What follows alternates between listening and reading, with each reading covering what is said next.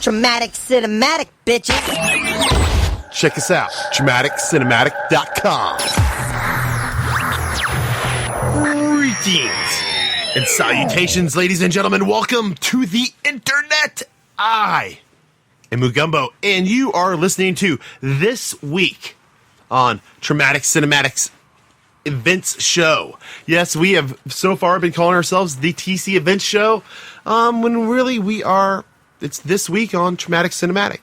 And that's what we are. That's who we are. We are Traumatic Cinematic. I am MuGumBo, like I just said. Come on, guys. With me is Mr. Mike Whitcliffe.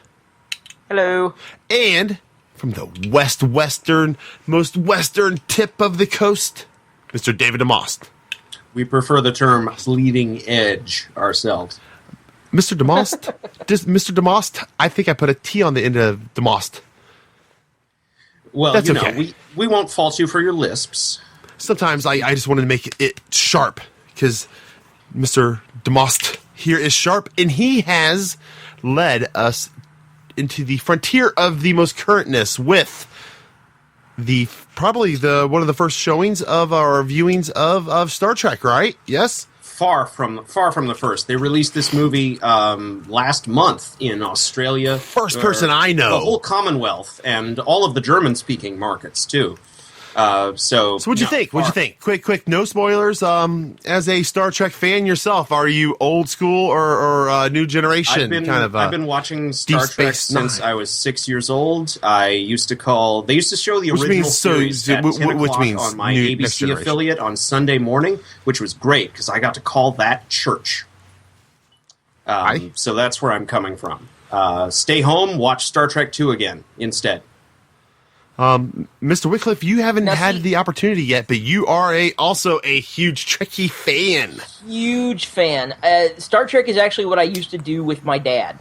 That's kind of what we bonded over, was watching Star Trek. And so we actually would go to all the movies and all that. And then when my dad died, my brother and I started going to all the movies when they started coming out. So it's kind of a thing for us. My brother has drill this weekend, so we're waiting until after he's back. Because he's in the National Guard. But so it's a thing we do. And so yeah, I'm really looking forward to it. I've already heard some of the spoilers, because spoilers don't really bother me because it's not really the destination, it's more the getting there. I agree, Mike, absolutely. Unless you're watching an M. Night Shyamalan movie, and the whole time it's like somebody sticking three fingers in somewhere uncomfortable. Yes, we know. Like the back of a Volkswagen. We know, you figured it out in the first 10 minutes.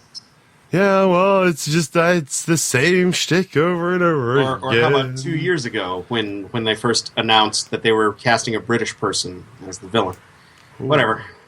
Of course. So you were telling me when you saw it, it had the new Pacific Rim trailer attached to it? It did, which was awesome. Which I haven't got to see yet. Mike, you sent it to us in your amazing, fabulous, patented Mike's Tidbits email. Too much. I send you guys a list of links to stuff that we should talk about. It's not amazing. It's the best links anyone sends me. Everything else is for like Viagra and like cheap and yet you still discount buy porn.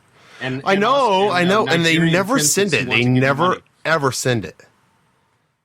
But anyway, so the new Pacific Rim trailer is out, and it's awesome. I still maintain that, you know, in a summer that gives us new Iron Man, new Star Trek, and new Superman, this is the thing that my inner 10-year-old cannot believe is happening. Well, it is, and one of my colleagues was talking about this earlier in the week, but it is one of the few, I should say, it's not the only, but it's one of the few non-sequel, non-remake properties that we're going to get this summer. So, yes, I think everyone... Where's the first one off? Like the actual, like this is a story you're not aware of yet, for the most part. Well, yeah, I don't know about that. I mean, unless you grew up watching anime, but really, who did? Except us. Well, but then at the same time, Asylum has already announced and put out a trailer for Atlantic Rim. Oh, of course. Well, of course. Of course. I would be disappointed if they didn't. Right? I'd be even more disappointed if they don't get sued over this one, like they did with American Battleship. They can only hope, right? They can only hope. Think of the publicity, right?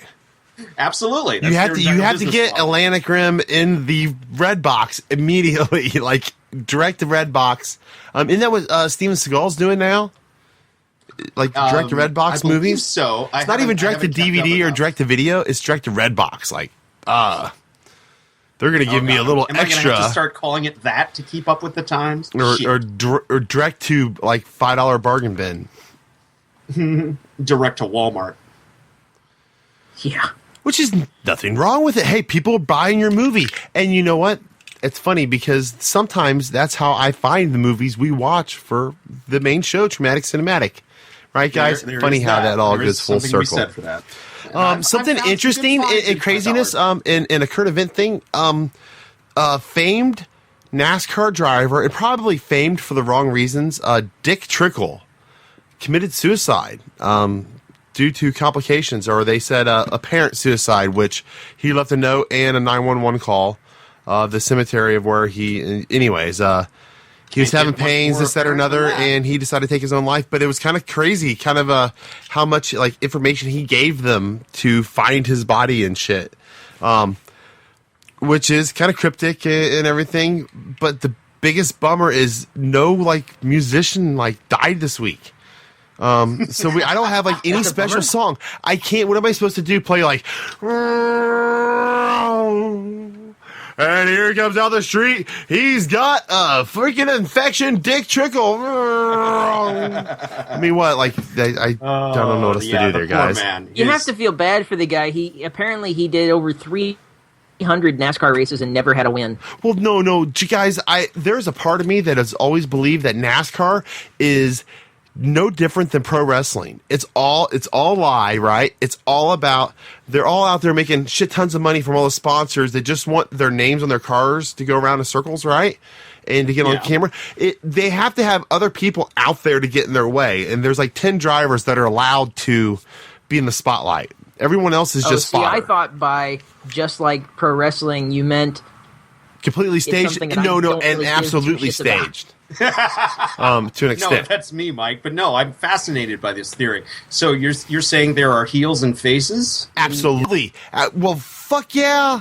I'm surprised NASCAR? Vince McMahon doesn't already own his own racing company, the XFL of NASCAR. He really should branch out. His films aren't doing shit.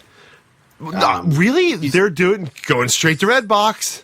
Hey, good. Are they really not? Like what are people making films now? They're not looking for that big in the first 90 days. Like Taken, they're like looking at the 5-year span of wow, people are buying this movie because they like Joe Schmo, the world heavyweight champion before he was the heavyweight champion, or who is or who isn't. And I think movies have settled to a thing where either you're going to be a blockbuster movie that makes all your money in the front end and then when the DVDs come out, or you're a movie that's not going to make any money until the DVDs come out. You know, you're either Avengers or you're John Galaxy Cena's Quest. I mean, come on, guys. No, you're John Cena's The Marine from 2006. Absolutely. And you know what? It was pretty good.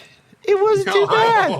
It was. I mean, it was awful. But you know what? For $1, I didn't fucking hate it. And I'm sorry when it's 1 o'clock in the morning and you're eating a burrito the size of your head, and it's 20 minutes in, and you know you're gonna fucking watch it. You're gonna watch that. You know what you're not gonna watch? You've gotten through all the bad parts. You know what you're not gonna watch? You're not gonna watch Downton Abbey. Yeah, good point. I said it right, Mike. See? Yes, you did. Somebody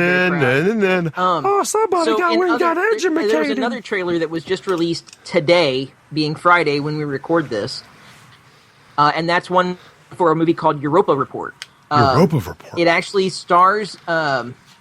It stars the guy from District 9, who will in fact be in the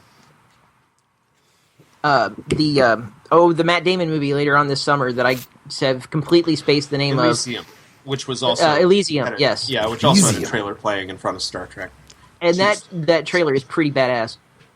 But the movie's out this summer, and they released the trailer today, and the trailer's fantastic. It's a much more scientific. It's a lot closer to like 2001 in how seriously they're taking themselves, but without being Kubrick. I'm hoping for it to be like the good version of Prometheus. Well, and I'm really excited just based on the trailer that I saw. See, I don't even want to have an opinion about any sort of Prometheus tie-in because Dave hates it so much that it insults him so much that I can't even share my opinion about it. Bullshit. Of course you can. I actually went and watched YouTube videos about how bad and how awful, and I liked it even more. I was like, oh, that is even better. Anyway, it's just I'm a dick. I just hope. I'm a cinema dick. Hope, if this movie goes over well, it could maybe I'm thinking pave the way to finally make that Rendezvous with Rama movie happen, because it kind of seems to be in the same vein of science fiction taking itself very seriously and not being this over the top, non-science science fiction. Aliens, the new zombies. Star Wars ripoffs. Aliens, the new zombies. Mm-hmm. We've been down this road before. Or zombies, the new aliens. No. Zombies they are so hot. They are so hot. They're not. And not people, yet. People want a little beep bop boop beep bop. Take me to your leader so I can probe them. We're waiting for World War Z, which was the other trailer I saw. Is that not out? Yeah, I honestly thought that was out in the theater and gone, and nobody ever mentioned it. I really thought that had already been done and gone. I was looking at it on Blu-ray already. A long time ago. What? It was supposed to come out a long time ago, and it got moved. Oh, did it? I am not kidding you guys. That's how little I care about that. Horrible sign. I'm anticipating it mightily. Oh, you got big plans for it, don't you? With this, you know what you should do, Dave? You should explore all of the Mel Brooks movies leading up to it, to see where Max Brooks really got his inspiration to fucking ruin cinema. Wait! Max Brooks had nothing to do with the movie. No, he wrote the story, right? He wrote the book that the movie takes its name from. The book is mostly it's done in a How much money do you think they gave him for 3 letters? We need something that's like World War I and World War II, but not World War III. What can we do, guys? I don't know, but I've got $5 million that we can buy a letter from somebody. The actual World War Z book is people's accounts of what happened to them during the zombie apocalypse. I have actually read 3/4 of it, and then just put it down because I couldn't. This movie got bored of it. Looks to be Brad Pitt's story, and it does actually seem interesting. And I will say, the World War Z book was cool. Max Brooks did lead the. He was on the forefront of the whole zombie. I will say that I bought several of his books and gave them away as presents over the years because at a time he was the zombie authority, right? He wrote the survival guide to the zombie apocalypse. That's why he wrote the World War Z, right? Because there was a supply and demand. People wanted it, and he's like, "Holy shit!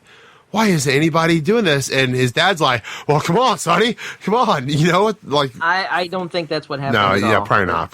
And I was actually doing in my head, I was doing a Max Brooks impersonation, doing a whoever it would have been holding a cigar, like a Mac or a. Anyways, all I know is it'll come to us from the director of Quantum of Solace, which tells me that. This is Mr. Mark Forrester's last chance to break into big-budget, multi-million-dollar filmmaking before they send him off to wherever they've sent M. Night Shyamalan. I want... You know what? They've already remade it into a TV series, V. I want to see a trilogy. I want a film trilogy done, detailed, and I mean, with the whole fucking works thrown at it, you know. All of those David Icke motherfuckers would jump right on I to it. loved the original V. Like, the original presentation on television was awesome. The second time around,